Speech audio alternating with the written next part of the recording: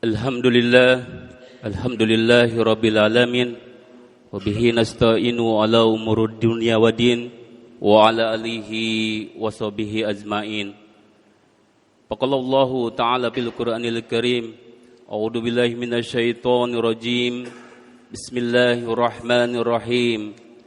Ya ayyuhalladzina amanu ittaqullaha haqqa tuqatih ولا تموتن إلا وأنتم مسلمون يا أيها الناس اتقوا ربكم الذي خلقكم من نفس واحدة وخلق منها زوجها وبث منهما رجالا كثيرا ونساء واتقوا الله الذي تساءلون به والأرحام إن الله كان عليكم رقيبا يا أيها الذين آمنوا اتقوا الله وقولوا قولا سديدا يصلح لكم أعمالكم ويغفر لكم ذنوبكم وما يطع الله ورسوله فقد فاز فوزا عظيما أما بعد فإن أصدق الحديث كتاب الله وخير الهدي هدي محمد صلى الله عليه وسلم وشر الأمور محدثاتها وكل محدثة بدعة وكل بدعة ضلالة وكل ضلالة في النار. Ayu al-ihwah jamaah sidang Jum'ah rahimakumullah. Pertama dan yang utama, mari kita panjatkan syukur alhamdulillah yang mana pada kesempatan kali ini kita masih diberikan kemampuan untuk hadir taqarrub ilallah menuju panggilan salat Jumat. Dan ketika mendapatkan karunia panggilan salat Jumat, jangan disia-siakan. Bagi yang sudah hadir bahwa keutamaan dalam melaksanakan sholat Jumat memasuki sop-sop yang terdepan dulu. Jadi maju dan masuk ke sop-sop yang paling utama. Dan rapatkan barisan kita, sop kita. Karena sesungguhnya rapatnya sop kita adalah untuk menyambung keberkahan.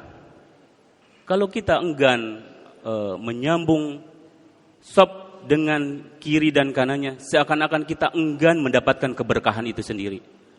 Maka dengan demikian, mari kita berlomba maju ke sop yang paling depan dan rapatkan sop dan tinggalkan semua kegiatan. Dengarkan khotib memberikan wasiat, dan itu adalah keutamaan dalam sholat Jumat. Bahkan sampai-sampai para khotib sebelumnya menyampaikan barang siapa orang ketika dilaksanakan sholat Jum'ah sedang berkhutbah khotibnya dan dia masih beraktivitas dengan aktivitasnya sendiri, maka tidak sah, batal dia sholat Jumatnya. Sangat disayangkan. Untuk itu mari jamaah semua bisa merapatkannya. Pada kesempatan kali ini khotib ingin menyampaikan satu nasihat, satu wasiat yang mana dalam kehidupan kita ada yang namanya bepergian. Apalagi ini akhir tahun, bahkan dalam Islam disebut namanya safar. Jangan sampai kita kaum muslimin terjebak dengan pengertian safar yang disyariatkan.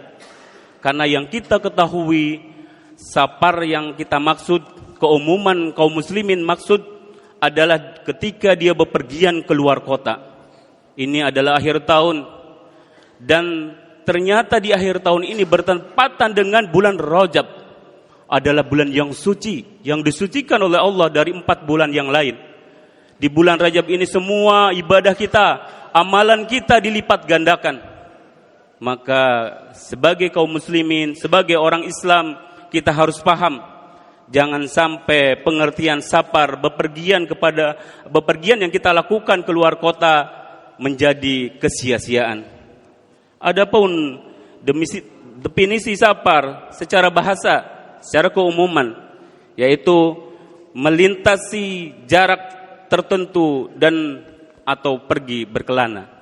Itu yang keumuman kita pahami. Jadi kita pergi keluar kota, entah itu bahkan keluar negeri, dan secara istilah yang dianut, yang dipakai oleh para ulama adalah safar keluarnya dari pemukiman tempat tinggal menuju tempat yang berjarak cukup untuk memungkinkan mengqashar salat. Jadi jarak yang jauh, ada beberapa para ulama berpendapat 83 sampai bahkan 90 km. Itu para ulama mensepakatinya, ada beberapa versi. Dan kita tidak harus berfanatik terhadap bentuk jarak. Ketika jarak itu memang begitu jauh, tadi 80 km lebih, 83 sampai 90 km, itu kita udah bisa dimasukkan bahwa kita bersafar dan dibolehkan meringankan sholat kita. Adapun keutamaan safar, yang pertama sebagai wasilah menuju amalan soleh seperti menuntut ilmu. Tadi ketika kita bersafar, janganlah safar kita, bepergian kita ke suatu daerah hanya untuk bersenang-senang. Jadi diselipkan di dalamnya kita menuntut ilmu. Kedua, menyambung silaturahim, entah itu kepada orang tua, karena rata-rata kita di kota Jakarta ini kita statusnya merantau, rata-rata dari daerah, dari Jawa, dari Sumatera, dari Kalimantan dan seterusnya. Dan untuk menafkahi keluarga. Jadi untuk meraih amalan soleh dalam safar ini, keutamaan safar ini, hal-hal yang baik, yang dianjurkan, yang diperintahkan oleh agama kita lakukan. Seperti kita bersedekah ketika kita pulang kampung, kita berbagi di sana, kita berbelanja di sana, tidak banyak tawar-menawar, sehingga orang-orang di sana terbagi dari rezeki yang kita kumpulkan dalam 1 tahun ini. Yang kedua, keutamaan safar itu adalah waktu berdoa yang mustajab, di mana Rasulullah SAW berkata, 3 doa orang yang dikabulkan, yaitu dan tidak ada keraguan di dalamnya, yaitu doa orang teraniaya. Yang kedua adalah doa musafir, orang yang bersafar, dan yang ketiga adalah doa buruk orang tua kepada anaknya. Nah, tadi poin yang kedua adalah safar. Kita telah sedang membahas safar. Ketika orang bersafar, maka doanya tidak tertolak. Doanya begitu mustajab.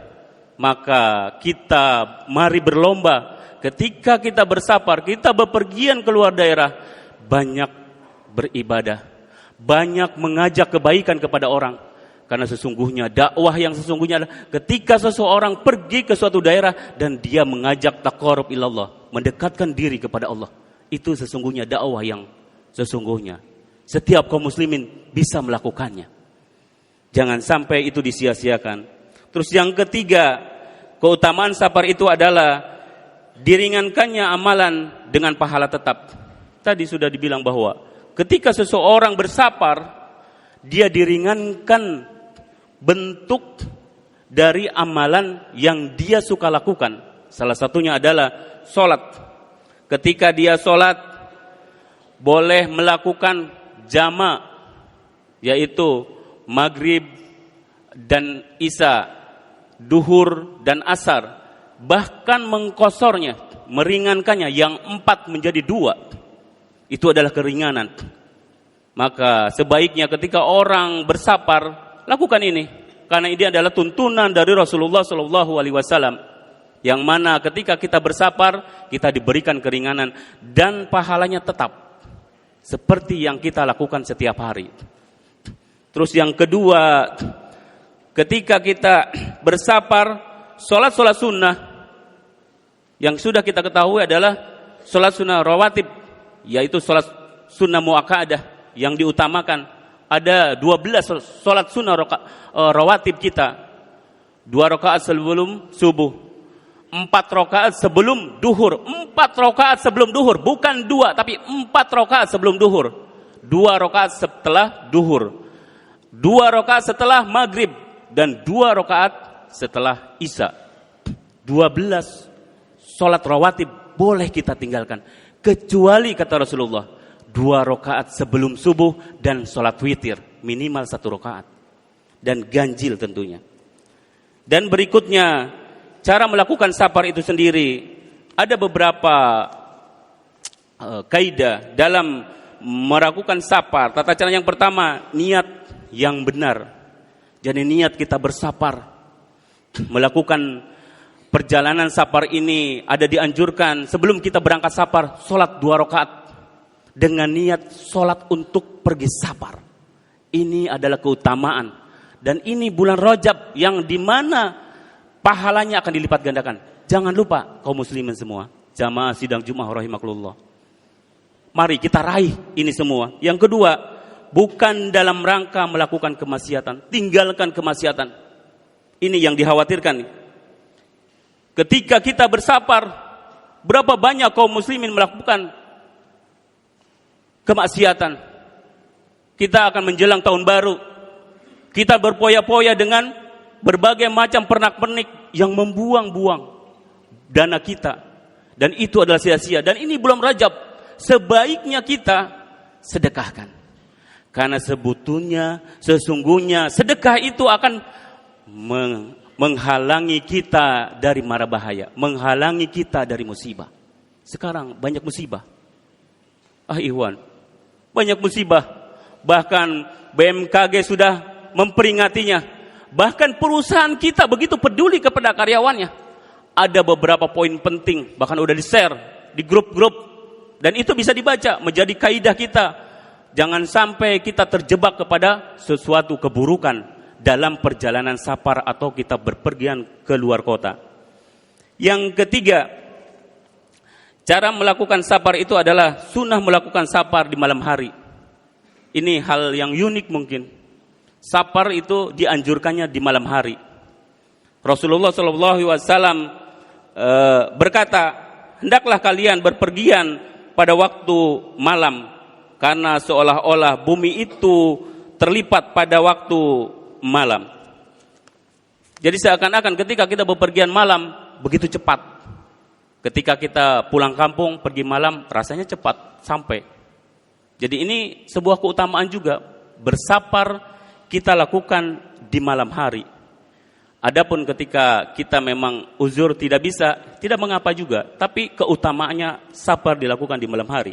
Yang keempat, makruh melakukan sapar sendirian. Ketika kita bepergian yang jaraknya memenuhi syarat bahwa itu adalah sapar, kita dilarang sama Rasulullah. Bahkan di sini dimakruhkan. Sehingga hal ini menjadi peringatan kita bahwa ketika bersapar jangan sendirian. Apalagi perempuan, hukumnya haram ketika dia bersapar sendirian. Bahkan ketika dia melakukan ibadah sekalipun haram hukumnya bagi perempuan ketika bepergian sendiri. Yang kelima, memperbanyak doa. Bahwa tadi sudah dibilang bahwa ketika kita mengetahui keutamaan sapar, maka tata caranya perbanyak kita doa, banyak berdoa. Ketika pulang kampung kita banyak berdoa di kampung. Ketika di perjalanan kita mampir di sebuah masjid atau dimanapun kita banyak berdoa. Karena doanya orang yang sapar didengar sama Allah dan termasuk doa yang mustajab.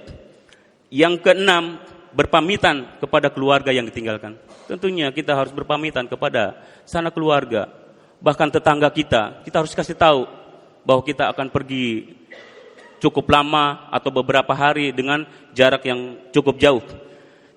Di mana Rasulullah SAW mencontohkan, biasanya Rasulullah SAW berpamitan kepada kami, kepada para sahabat sebelum sapar. Kemudian beliau membacakan doanya yang mana artinya, aku titipkan kepada Allah agamamu, amanatmu, dan menutup amalanmu dan penutup amalanmu.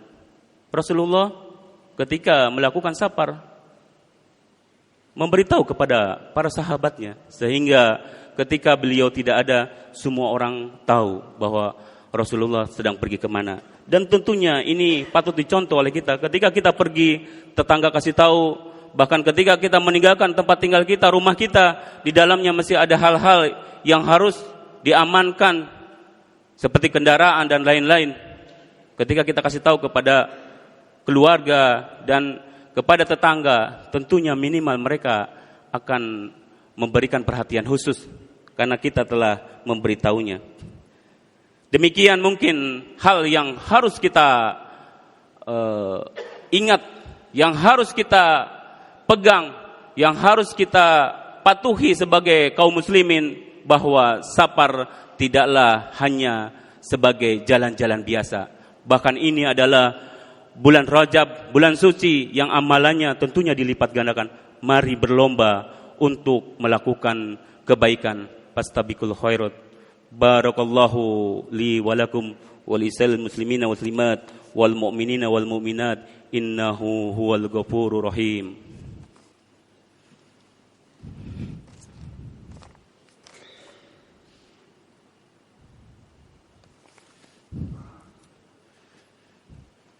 Alhamdulillah hamdan katsiran thayyiban mubarakan fi kama yuhibbu rabbuna wa yarda. Asyhadu an la ilaha illallah wahdahu la syarikalah wa asyhadu anna Muhammadan abduhu wa rasuluhu la nabiyya ba'dah. Ayyuhal ikhwa jamaah sidang Jumat rahimakumullah. Pada khutbah yang kedua ini, khatib ingin menegaskan kembali bahwa sesungguhnya agama ini tegak, agama ini akan kuat karena kita saling bernasihat. Khatib sekarang sedang bernasihat kepada jamaah semuanya. Dan tentunya suatu saat khatib pun jadi jamaah dan dinasihati. Saling bernasihat dalam perjalanan kehidupan itulah sangat penting. Dan kita telah memasuki akhir tahun yang dimana aktivitas begitu padat dan banyak libur sudah berjalan, dan teman-teman sebagian sudah melakukan perjalanan safarnya, dan mungkin kita akan juga melakukan safar di hari-hari berikutnya. Tentunya kita semua berdoa kepada Allah, mudah-mudahan kita semua diberikan kemampuan untuk melakukan kebaikan, kemuliaan dalam beragama ini dengan menjalankan segala tuntunan yang dicontohkan Rasulullah Shallallahu Alaihi Wasallam, terutama dalam menjalankan ibadah yang namanya safar. Dan hal ini khatib ingin menyampaikan sebuah amanat yang mana di sini kita mari berkomitmen untuk menghadapi liburan yang panjang ini, di mana komitmen itu untuk melakukan safar sesuai tuntunan. Jadi kita berkomitmen melakukan safar sesuai dengan tuntunan, diniatkan untuk memperbanyak kebaikan dan sarana untuk mendekatkan diri kepada Allah, taqarrub ilallah. Dan meskipun dalam keadaan safar, tetaplah menjaga solat, karena solat adalah keutamaan bagi seorang muslim. Tanpa solat bukanlah dia seorang muslim. Dan tentunya yang berikutnya, diperbolehkannya bagi musafir untuk menjama tadi, menggabungkan solat dan mengqashar solat, meringankan solatnya. Ini merupakan bentuk kemudahan dan kasih sayang Allah Subhanahu wa taala kepada kita semua. Untuk itu, mari kita semua menjalankan apa yang menjadi komitmen yang dibacakan oleh khatib tadi. Mudah-mudahan kita dimudahkan dalam segala aktivitas di akhir tahun, dan mudah-mudahan bencana akan terhindar dari kita dan dari saudara-saudara kita semuanya. Dan hati-hati bagi yang bersafar ke tempat-tempat hiburan. Banyak sudah kabar bahwa tempat hiburan rentan terhadap bencana.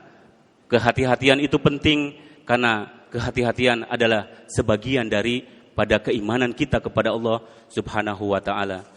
Innallaha wa malaikatahu yusholluna 'alan nabi ya ayyuhalladzina amanu shallu 'alaihi wa sallimu taslima. Allahumma shalli 'ala Muhammad wa 'ala ali Muhammad kama shallaita 'ala Ibrahim wa 'ala ali Ibrahim wa barik 'ala Muhammad wa 'ala ali Muhammad kama barakta 'ala Ibrahim wa 'ala ali Ibrahim innaka Hamidum Majid. Allahumma ighfir muslimina wal muslimat wal mu'minina wal mu'minat al ahya'i minhum wal amwat innaka sami'un qaribun mujibun da'wat ya qadiyal hajat la ilaha illa anta subhanaka inni kuntu minaz zalimin. Allahumma rabbana zalamna anfusana wa illam taghfir lana wa tarhamna lanakunanna minal khasirin. Allahumma rabbana la tub alaina innaka antat tawwabur rahim. Ya qalibal qulub sabit qulubana ala dinika wa ala taatika. Allahumma innaka afuwun tuhibbul afwa fa'fu anni. Allahumma inna nas'aluka ridhaka wal jannah wa na'udzubika min sakhatika wan nar. Allahumma inna nas'aluka salamatan fid din wa afiatan fil jasad, wa ziyadatan fil ilmi, wa barakatan fil rizki, wa taubatan qablal maut, wa rahmatan inzal maut, wa magfiratan ba'dal maut. Allahumma hawin alaina fi sakaratil maut, wa najatan minan nar wal afwa indal hisab. Allahumma ighfirli dunubi wa li walidayya warhamhuma kama rabbayani shaghira.